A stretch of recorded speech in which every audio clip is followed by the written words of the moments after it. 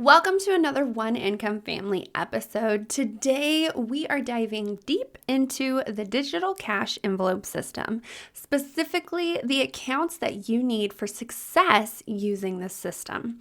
Technically, you could use as many accounts as you want, but there is a minimum that you need in order for the system to run smoothly and to make sure that you are saving money along the way, as well as making it easier for you to stick to your budget. So go grab a pen and paper and something to keep yourself hydrated with, and let's get to it.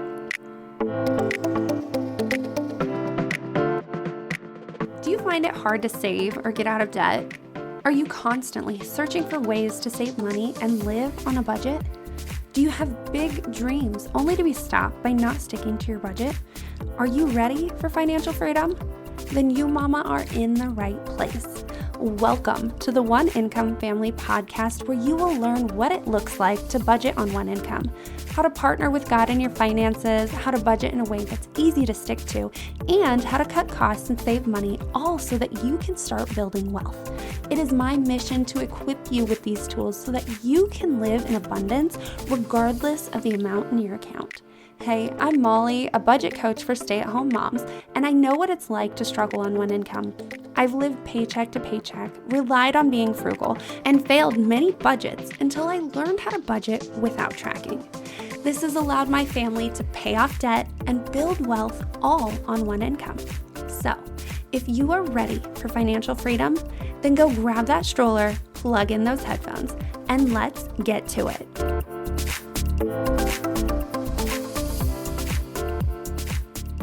So you want to stick to your budget, but you feel like you're already doing all of the things, right?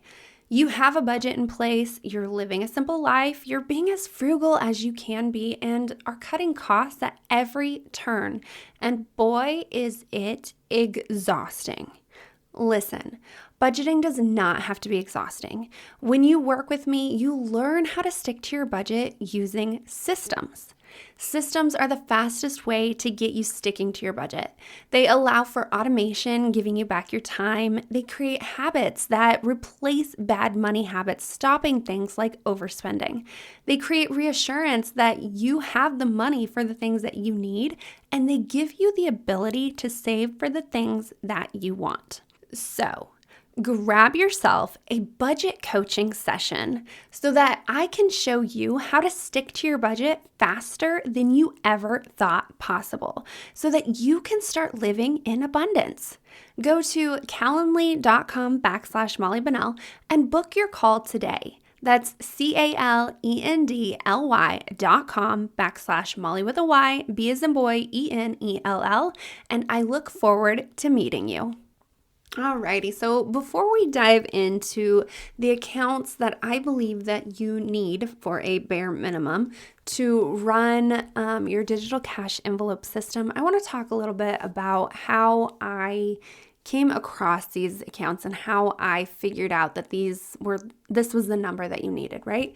So I started out, at the very beginning, just essentially with one account. We had my account, we had my husband's account. He would spend out of his, I would spend out of mine. That obviously did not work very well, especially living on one income. So before we actually transitioned to one income, I'm like, okay, so we need to rework our accounts, right? So I set up what I call the bills account, and I set up our spending account. So we still only had like two major accounts. We still had a few extra savings accounts, but those were the ones that we lived out of, right? That we were always using. And it worked, but it was the system that I talk about where my number one rule, where you need to make sure that you take out what is most important first, right? Like your top priorities need to be taken care of first. And that's essentially all this was. It was transferring money into the bills account so that I knew I had the money to pay for everything. And then I just, from there, went and paid for whatever I wanted, essentially, out of the spending account, right? I didn't have a thought of what needed to actually be paid for throughout the year. I just spent what I wanted in the moment, took care of my needs by getting groceries and gas. And then after that, it was just like whatever, right? And I eventually realized that this was not going to work. It was not going to get me anywhere. It was going to keep me stuck in the paycheck to paycheck cycle. And then I came across Chelsea Joe's system, where she has Systemize Your Life, by the way, if you want to go look into her. She has a really good program. I'm not sponsoring her, by the way. I really like her stuff. I'm not affiliated with her, so I won't get anything if you go check her out. But I do really like her stuff and the way she systemizes her life, right? And so one of her systems was a budgeting system, and it was essentially just doing a percentage-based budget. So it was kind of like the digital cash envelope system, but everything was split up based on a percentage of how much needed to go into each account. And it was good for me. It introduced the whole idea of cash envelope system, like the digital way of it. But it was hard for me to keep track of everything. It was hard for me to be able to save because I just wanted to spend, like in those spending accounts, for instance, like she would say, put a certain percentage into like your gas account. So then whatever is left over goes towards like the maintenance of the car and that kind of stuff. And I just could not keep up with that. We would just use it for gas all the time and not have that money saved up for like tags, registrations, oil changes, and all that other maintenance that's needed, right? It just did not work for me. So that's how I threw more tweaks because I had about 10 different accounts, I think, for that system. And I finally figured out what to name these accounts and what to really just know where this money needed to go just recently. Like, I can't say recently. It's probably been about a year now when I started this program, right? Or this podcast. But it's really been helpful. It's been great. And it has helped me to be able to keep track of my finances, not spend what I'm saving, and really just flourish financially, right? So let's dive in to what you have been waiting for, the juicy part of this episode, which is the 8 accounts that I suggest you have to run and flourish and succeed with this digital cash envelope system. So the first one that I'm going to mention, you probably know because I have mentioned it already in this episode. I have done a complete episode on it by itself, and that is to have a bills checking account. And all that is essentially the account that you put your money in to be able to pay your bills, right? Your bills, your monthly subscriptions, all those things that come out that you have to pay for, your loans, all that stuff, right? It's everything that is mandatory that you absolutely have to pay or you will be penalized in some shape or form, right? And so that is the first one. I believe it is the most important one because you want to get that out of your income, out of your spending expenses as soon as you possibly can so that you don't end up spending it and using it on things that are going to end up hurting you in the long run, right? And so that you can't pay those bills. So that is the first account that I suggest you having. The second account I suggest you having is a bills savings account. So the bills savings account is the things that you have to save up for throughout the year in order to make sure that they are paid, but they are still bills. So what those are is like your car registrations. It's like house maintenance that only comes once a year, like pesticides, right? You could also put that in just like a maintenance account if you want to, but if you're trying to put everything together, this is where I suggest having these things that absolutely cannot be taken lightly, right? It's your insurance, it's your car registration, it's your if you're like me and you get beef throughout the year, I put my beef in there, I put my pork in there so that that money is saved up for and I have it. It's the things that come every single year and it's what I consider a bill.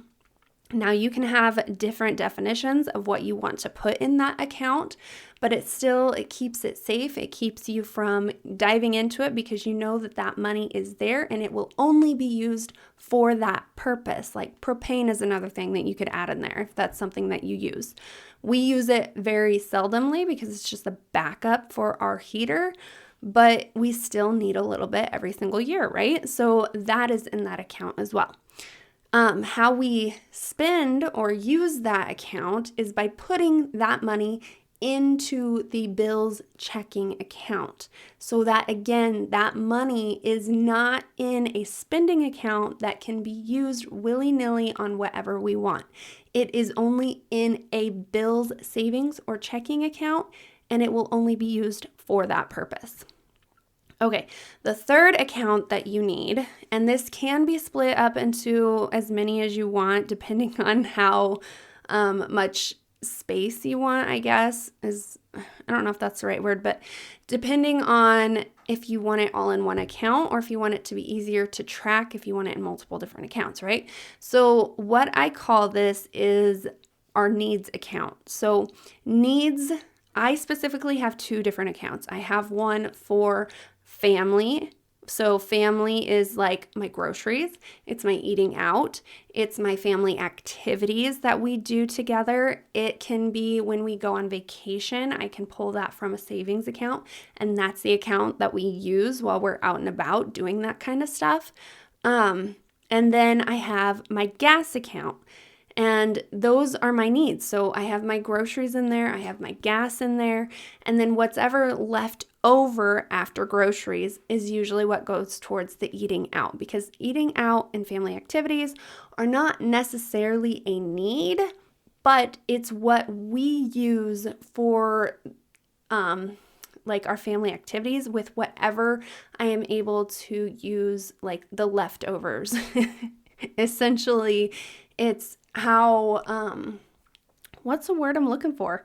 How frugal, there we go, how frugal I can be and how much I can cut down so that we can have a good amount to eat out on if we want. Sometimes I have to use that eating out money because there are other consumable items that I need to get, like laundry detergent or something. Like if all that consumable stuff comes out at one time, I would like to get it where it's on a rotation, but I have yet to do that. But when it all comes out at once, sometimes I have to like use some of that eating out money, and that means we sometimes can't go out that week or 2 weeks, right? Because I'm on a 2-week cycle. So that is what my needs account is. That is account number 3.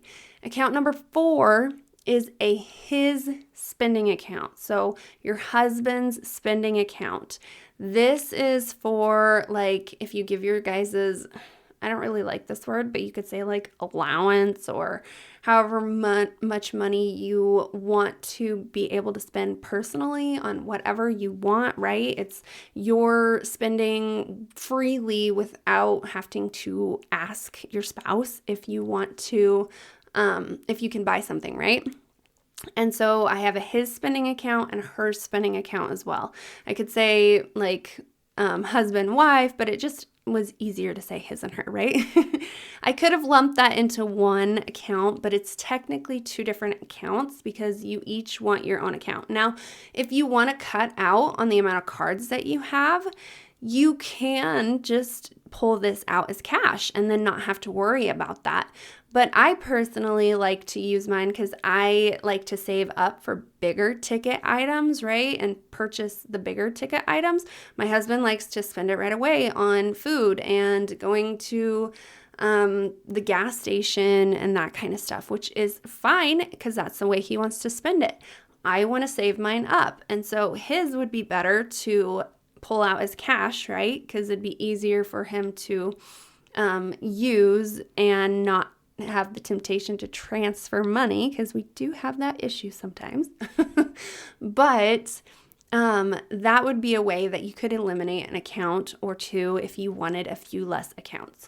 But make sure that you have that at least in your budget and you're getting the cash so that you don't feel restricted and you don't feel limited to having to be as frugal as possible, not only for your family, but for yourself. Because I did that before.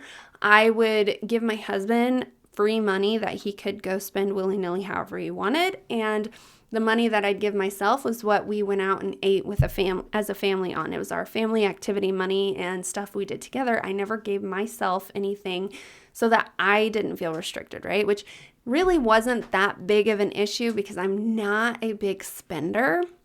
It just meant that when I did want to buy something that was a larger ticket item, I would have to get permission, right? Or I would just have to weigh in on what he feels like and decide like where it was going to get pulled from or what we were going to not buy in the case of what I wanted to buy, right? So that headache is gone now that we have his account, her account, and a family account. Like that has made a big difference in our finances, especially in the feeling of restriction, right? Okay, so then account number 6 is a savings buckets savings account. So this is like for your sinking funds. It's for like when you want to save money to go on vacation, for when you want to have like your maintenance account, if you want to be able to go out and do fun activities, like you could have that in there. It's really whatever categories you want to put in there, but it's essentially just to save up for like things that you want in the future, like big goals, but it could also be for like kids' activities and for clothes and for birthdays and that kind of stuff. So really think about what kind of categories that you want to be putting into that savings account so that it's not as stressful, right? And so I suggest starting like putting it into a savings account so that it can, one, accrue interest, because that is a big thing. That's another reason why I have a bills checking and a bills savings, because I want it to accrue interest. I want that money that I'm saving up to be working for me.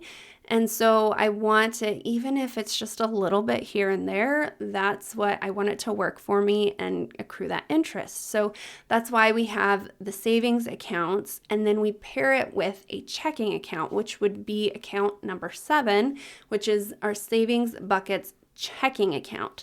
And I have found that it's easiest to just pull a large lump sum out, keep it in the checking account and the rest in the savings account, and then use the checking account as I need it, because before I was just trying to pull it out as I was using it, and it just was difficult because there are limits on how many times you can transfer funds from a checking to or from savings to a checking, right?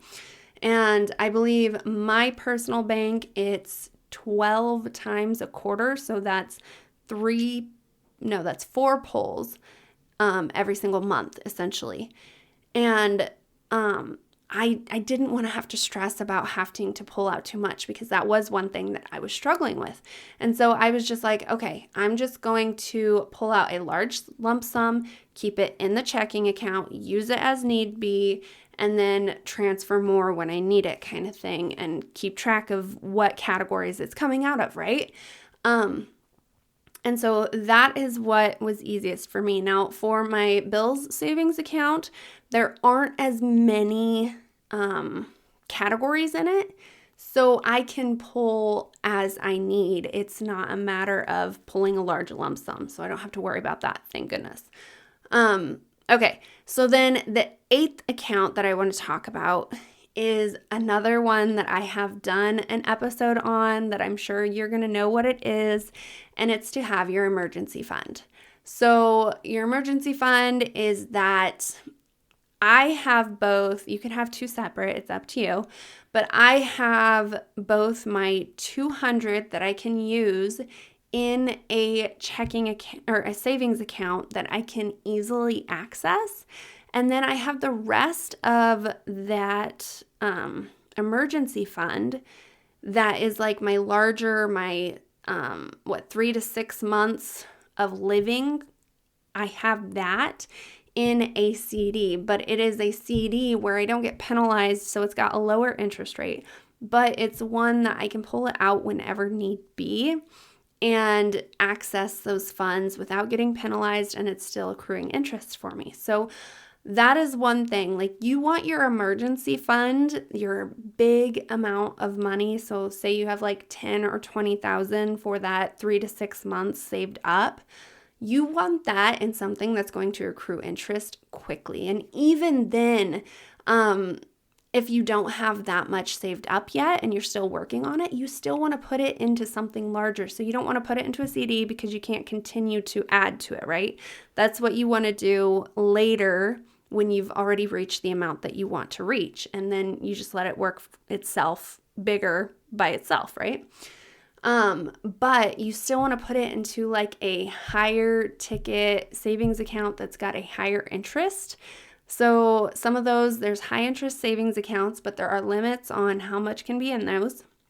That's why I don't suggest those kind for your bills checking or your savings buckets savings, or your bills savings, I don't suggest it for those, but I do suggest it for your emergency fund because you're not going to be pulling that money out, so you're not going to get penalized unless something actually happens and you need to use it.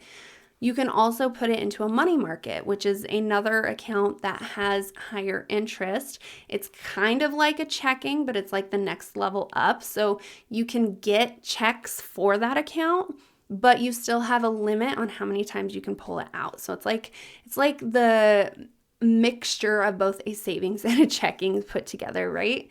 But those do generally have a higher interest rate on them as well. So ask around, ask the bank that you're in, ask other banks, try to find a bank that has a higher interest because that is going to be your best friend. Also, for your emergency fund, if you put it in a different bank that's not easy to access, so that's why I have mine in a saving or a CD, it makes it so much less of a temptation to use it for other spending things that you want, right? Like you have that saved up, but you really want to buy a house, right? And you could use that for your down payment, but that could put you in a bad financial situation, right? That is your emergency fund for the future. You also could possibly want to use it for buying a new vehicle. But again, then you have to re-save for that emergency fund. Don't put that in a place where it's easy for you to get like easy access, right? You want that in a separate bank, or like if you already have the amount that you want and you've reached it, put it into a CD that doesn't get penalized, that you can pull out whenever you need to, and just have like 2,000 at your easy access in a check or a savings account that you can just reach, right? So that is my suggestion there. I know that was kind of long-winded, but those are the accounts that I suggest you start with. If you want to separate them out like your savings buckets, if you want to have if you're going to have a lower amount though, I don't suggest doing savings accounts. I suggest doing checking accounts. So if you want to do like a checking account for car maintenance or a checking account for charity events or tithing, a checking account for like other stuff, kids' activities, then you can do that as well. You can also pull it out and do cash if you want. It's a matter of how you want to tweak it yourself. You can make it as big as you want because the more accounts you have, the less you have to track, right? Which is the great thing about the system.